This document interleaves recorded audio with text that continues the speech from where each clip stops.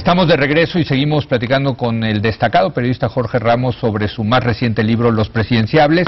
Y Jorge, nos quedamos con el tema de Josefina Vázquez Mota.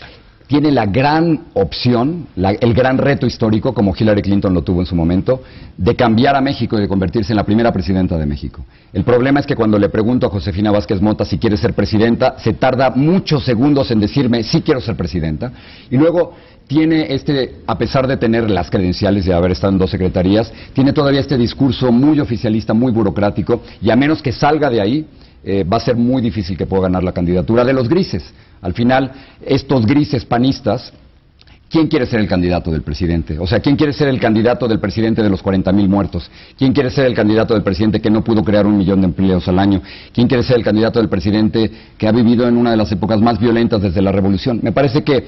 Y ella sí cambiaría, lo hemos dicho aquí, los términos de la discusión de la elección. Simple y sencillamente por ser mujer, ¿no?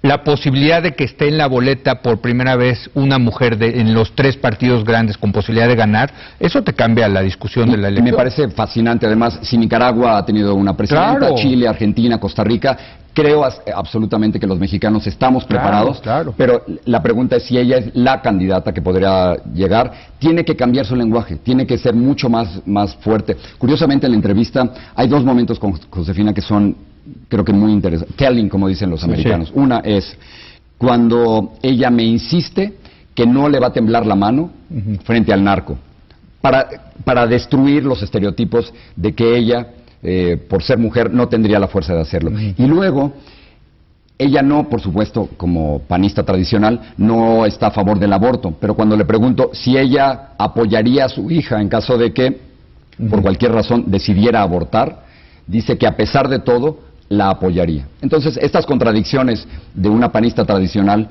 me parece que son las que hay que resaltar en una entrevista. Claro. A ver, tiene también la ventaja de ser panista sin ser calderonista.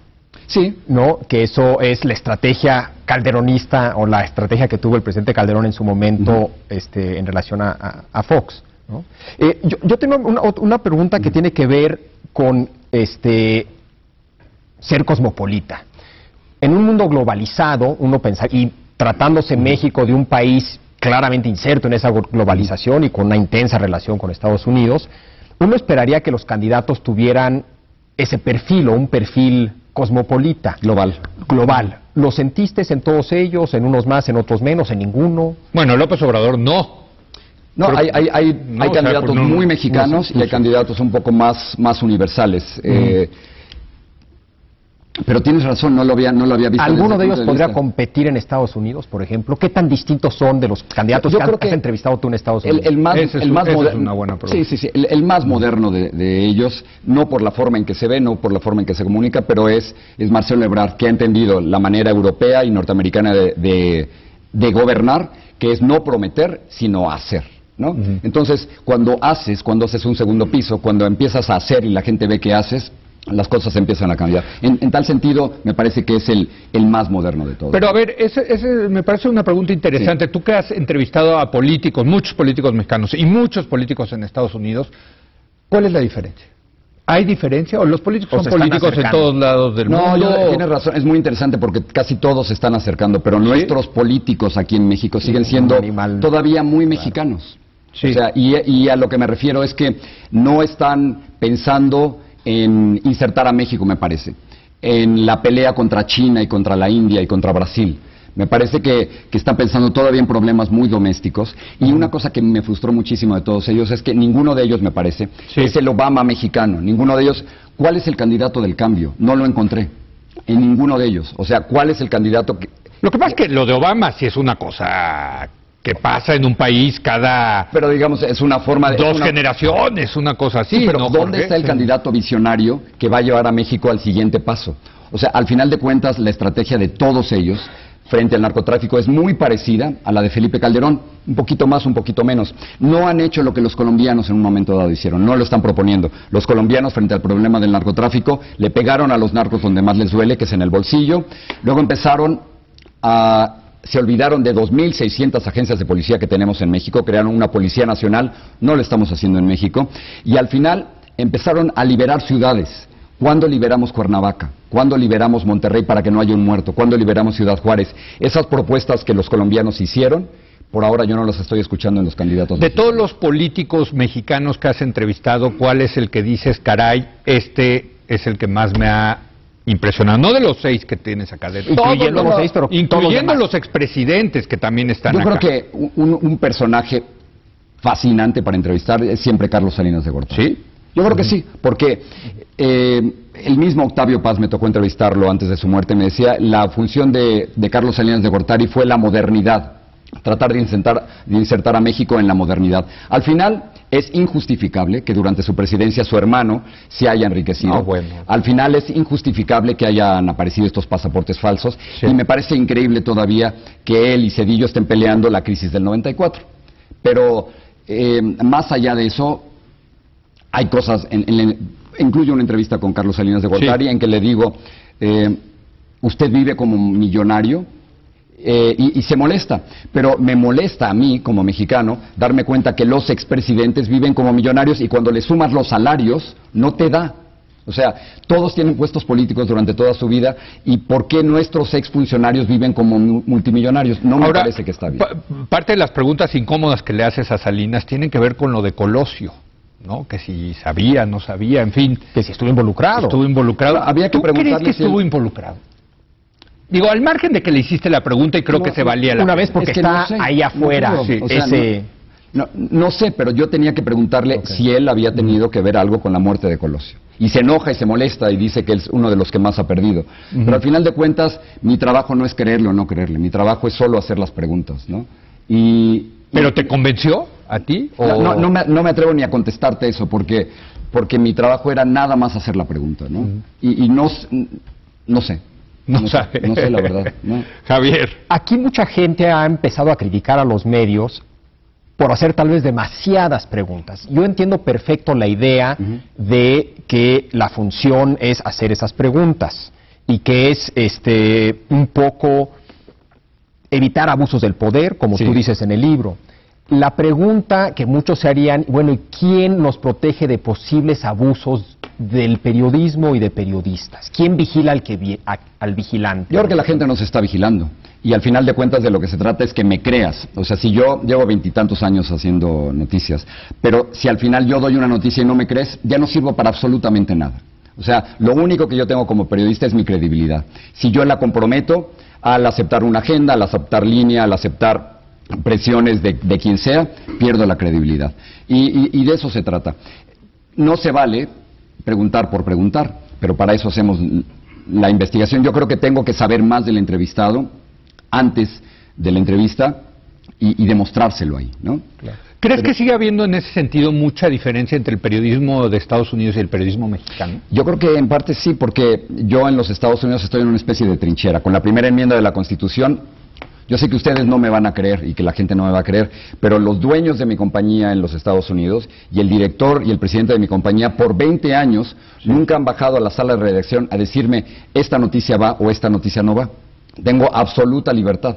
Yo me fui de un México en el 83-84, donde todavía desde Los Pinos se marcaba líneas, se decía esto va y esto no va. Y por eso me fui, porque yo no quería ser un periodista censurado, ¿no? En ese sentido hay diferencia. Por otra parte, tengo que decir que en México... O sea, no se meten los dueños de los medios en las redacciones de... No se meten. Bueno, en la tuya, no puedes decir. No, en la mía, ni en la de ABC, Rupert en la Murdoch, de NBC. por ejemplo, es famoso por meterse... Puede ser en la editorial, sí, en la editorial, pero a los periodistas los dejan funcionar con absoluta libertad. Sí. Eso me parece fascinante y una gran lección para cualquier parte del mundo. Ahora, en México, y tengo que decirlo, se hace un periodismo muy valiente, particularmente en el norte.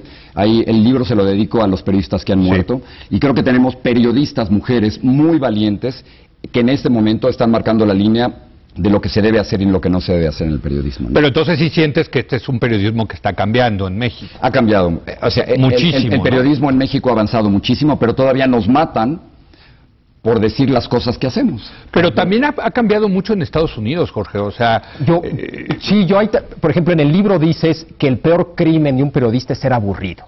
Que me parece muy correcto si lo opuesto a ser aburrido es ser interesante. pero para muchos lo opuesto de ser aburrido es ser entretenido. Y las noticias, en Estados Unidos incluido, se han ido por ahí, en el entretenimiento. ¿No ves eso como un riesgo, y un riesgo tal vez más serio que...? El riesgo más serio para un periodista es que no te crean.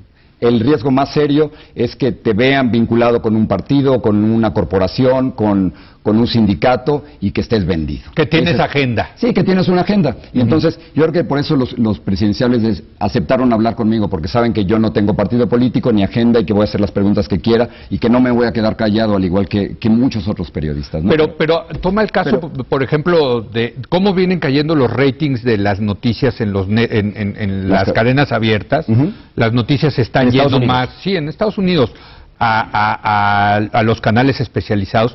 Y es impresionante porque tú tienes un periodista muy serio como es Anderson Cooper, sí, en CNN. En CNN, que luego tiene menos rating que estos locos de Fox News. Bueno, porque en los Estados Unidos, y un poco contestando tu pregunta, lo que ha ocurrido es que cada vez hay más periodismo de opinión. Eso. Y luego el periodismo de opinión, y yo creo que en México estamos empezando a llegar ahí, ¿no? Sí. Pero se vale, yo creo que se vale escribir un editorial y se vale tomar un punto de vista, pero tienes que avisarlo. Fox News lo está avisando, ¿no? Sí. Tú cuando ves Fox News sabes exactamente lo que te estás enfrentando. Sí, y su línea editorial. Ahora, lo que no se vale es en México, o en cualquier parte de América Latina, apoyar a un candidato y no decirlo.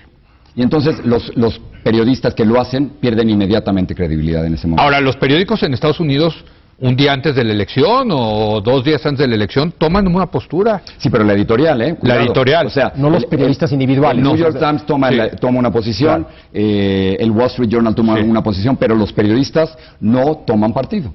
O sea, esa es la única manera en la que la gente nos va a creer. Si no, entonces mi trabajo no sirve. Si yo mañana digo algo o entrevisto a alguien y creen que estoy aliado con algún sector, nadie me va a creer. Y entonces me dedico a otra cosa. Porque lo único que tengo es mi credibilidad. Eso es lo único. Creo que, y en México, quiero insistir, hay mujeres muy valientes que hacen muy buen periodismo y que están marcando la línea de por dónde debemos irnos, ¿no? Redes sociales. Sí. Se habla mucho, a todos les haces esa pregunta sobre Twitter, etcétera. Ahorita decías que unos tienen, otros no. A mí me queda clarísimo que es una herramienta muy valiosa y será todavía más valiosa en las campañas que vienen. Pero como periodista, ¿cómo ha cambiado? Tú empezaste a hacer periodismo antes de que hubiera redes sociales y Twitter, celular. Facebook. Mi hijo no cree que crecí sin celular y computadoras. ¿Cómo ha cambiado tu trabajo? ¿Lo ves este cambio para bien? ¿Lo ha hecho más complicado? A ver, el Twitter es una extraordinaria herramienta. Yo no creo que nadie pueda llegar ahora a Los Pinos sin Twitter. Así de sencillo, ¿no? De nuevo, ¿qué es más importante, llenar 100,000 gentes en el Zócalo, como tú dices, claro, ¿no? O tener 100,000 followers. Claro, pero eso está cambiando totalmente. Son las nuevas reglas del juego. Pero Twitter nos ha hecho a muchos periodistas obsoletos. O sea, la primavera árabe fue reportada a través de Twitter. Lo que está ocurriendo con los indignados en estos momentos en España y en Francia y en Grecia ha sido reportado fundamentalmente ahí. Y yo no pude estar cuando un avión aterrizó en el río Hudson en Nueva York, pero sí había un muchacho en un barco que a través de un celular lo informó antes que yo y cualquier otro periodista a través de Twitter. Así que eso nos está obligando a diferenciar lo que puedes encontrar en información normal y luego de las millones de datos y cifras que encuentras en Internet, los periodistas seguimos funcionando sencillamente porque nos creen. Hay mucha información en la Internet. Es un filtro confiable. Pero en ese sentido, el hecho de que la información ya sea una especie de commodity, incluso que ya ni llega a las redacciones, sino que entra directo por Twitter o el Facebook, o etcétera, ¿no hace que los periodistas, el papel de los periodistas sea más de opinión? Claro. Analizar la de análisis, de contexto y insisto, de credibilidad, ¿no? Un filtro de esa enorme cantidad que puede ser falsa, de información que puede ser alguna de ellas falsa, ¿no? Sí, ahora, México es un país muy tuitero. México es un país muy facebookero. Y me parece que si los candidatos no se dan cuenta de esto, van a perder el voto de los jóvenes. Y al final son los jóvenes los que van a decidir quién es el próximo presidente de México. Yo te quería hacer la pregunta porque tu actividad laboral es fundamentalmente en Estados Unidos. Tú tienes pues mucha credibilidad en el mercado hispano. Y el mercado hispano son muchas cosas en Estados Unidos también. Pero bueno, está la parte de los hispanos mexicanos o de origen mexicano. ¿Les interesa a los hispanos mexicanos o de origen mexicano la elección en México? Yo creo que nos interesa muchísimo, pero de nuevo nos están aislando. O sea, por distintas razones. Imagínate lo que sería una elección muy cerrada. No sé quién te gusta, Peña Nieto y Ebrard, o cualquiera, ¿no? Peña Nieto, Ebrard y Josefina, digamos. Y que de pronto la elección la decidamos nosotros, los mexicanos, en el exterior. No sé si México está preparado para algo así. El caso es que nos están haciendo la vida de cuadritos. No nos permiten votar fácilmente. Hay muchos países que lo hacen muy fácil. Y el IFE lo está haciendo muy difícil para los mexicanos en el exterior. Pero tú sientes como periodista que la gente sí quiere saber de qué está pasando en México. Y estamos siguiendo, acuérdate que los mexicanos y los latinos en los Estados Unidos hemos creado una cultura dentro de otro país. Es como un país dentro de otro país. Estamos viendo la mexicanización de los Estados Unidos. Sí. Y estamos sumamente interesados por lo que ocurre aquí, ¿no? Les preocupa mucho a Huntington y a algunos académicos. Claro, y estamos absolutamente conectados a través del Internet. Comemos y hemos cambiado la forma en que se come en los Estados Unidos y estamos cada vez más conectados que nunca con México. Pero la idea de poder participar electoralmente, eso está sumamente bloqueado, ¿no? Y es una frustración enorme, una tras otra. Sí, supongo, sí, definitivamente. Ahora, en el caso de las noticias, cuando tú que haces media hora, ¿no? Dura tu noticiero, a las 6:30, que es una hora rarísima, que es los norteamericanos. Esa es la hora de las noticias antes o después de cenar, ¿no? Sí. Pero eso ya está desapareciendo. O sea, la idea de un noticiero fijo a una hora está desapareciendo porque tú lo encuentras en tu celular, la información todo el tiempo. Pero ¿cuándo decides? En tiempo real, en tiempo real está recibiendo la información. O sea, imagínate, los periódicos es la cosa más obsoleta del mundo. Estás recibiendo las noticias de un día anterior. Ya no es la frase yesterday's news, la noticia de ayer, ahora ya se convirtió la noticia de hace una hora. Ahora, fíjense además cómo está cambiando. Yo leo el New York Times todos los días en la mañana, mi hija lo lee a través de la Internet y Amazon ya vende más libros electrónicos que libros en papel. ¿Verdad que van a desaparecer los libros en papel? A mí no me va a tocar, yo seré el último de que trataré de leer libros en papel. No, es que aquí tenemos esa discusión, pero bueno. Pero yo creo que van a desaparecer. Pero tarde o temprano sí. Pero no va a desaparecer el libro, va a desaparecer la manera en que te entregan el libro. Claro, y además cuando tú preguntes qué es un libro, eso que estás leyendo en tu celular. Sí, exactamente. Sí, no otra cosa. Oye, pues nos tenemos que ir. Gracias, qué barbaridad. Muchísimas gracias. Por cierto, te iba a decir que porque estamos hablando del interés que hay en Estados Unidos sobre México. Lo interesante es que por lo menos en la elección del 2008 hubo mucho interés en México de la elección de Estados Unidos. Claro. ¿No? O sea, también va hacia el otro lado. Bueno, eso es importante, que sea y al final de lo que se trata, los candidatos están buscando el trabajo más difícil del mundo. Me parece, y están ligados con un país que desafortunadamente está marcando nuestra agenda. Estados Unidos pone las drogas y está poniendo las armas para los narcos mexicanos. Y el dinero. Y nosotros estamos poniendo los muertos. Sí. Bueno, ese es otro gran tema. Pero Jorge, te agradezco muchísimo. Gracias. Por favor, la próxima vez que vengas a México, avísanos para invitarte. Se los agradezco mucho. Y seguir platicando de varias cosas. Gracias. Gracias a Jorge Ramos, gracias a Javier Tello. Vamos a hacer un breve corte y regresamos con el tema que estamos debatiendo a lo largo de esta semana. ¿Cuál es el papel actual de los sindicatos aquí en México? Les recuerdo que también me pueden enviar mensajes a través de mi dirección en Facebook. Y quédese aquí en Foro TV, que continúa la hora de opinar. Hijos.